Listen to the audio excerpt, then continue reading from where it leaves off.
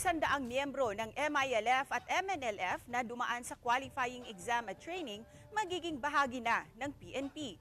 May detalye si Justoni Humamil ng GMA Regional TV 1 Mindanao. Mismong Pangulo ang sumaksi sa isang bahagi ng patuloy na integration ng Moro Islamic Liberation Front at Moro National Liberation Front sa gobyerno. 100 miyembro nila ang graduate na at magiging patrolman o patrolwoman ng Philippine National Police matapos masala mula sa 2022 qualifying exam hanggang sa 6 na buwang Bangsamoro Police Basic Recruitment Course.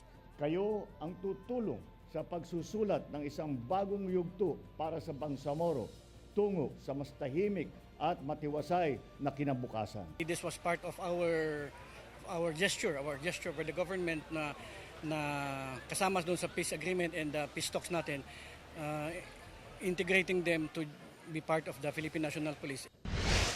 Ginunita rin ang ika-10 anibersaryo ng Comprehensive Agreement on the Bangsamoro o CAB na nilagdaan noong 2014 na nagbigay daan sa pagtatag ng Bangsamoro Autonomous Region in Muslim Mindanao.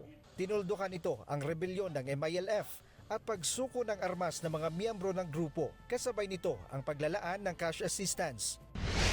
Pinasinayaan ng Pangulo ang 5 bilyong pisong irrigation project sa Cotabato Province na pakikinabangan ng mahigit 4,000 magsasaka. Sa paglilibot sa rehiyon ay inilatag din ng Pangulo ang plano para resolbahin ang pagiging overloaded ng mga power grid.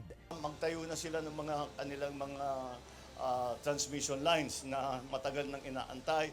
Nang tanungin kung mayroon bang artificial crisis sa power supply. Definitely it's not an artificial crisis dahil talagang the power systems are overloaded. Mula sa GMA Regional TV 1 Mindanao, Justoni Humamil, nagbabalita para sa GMA Integrated News.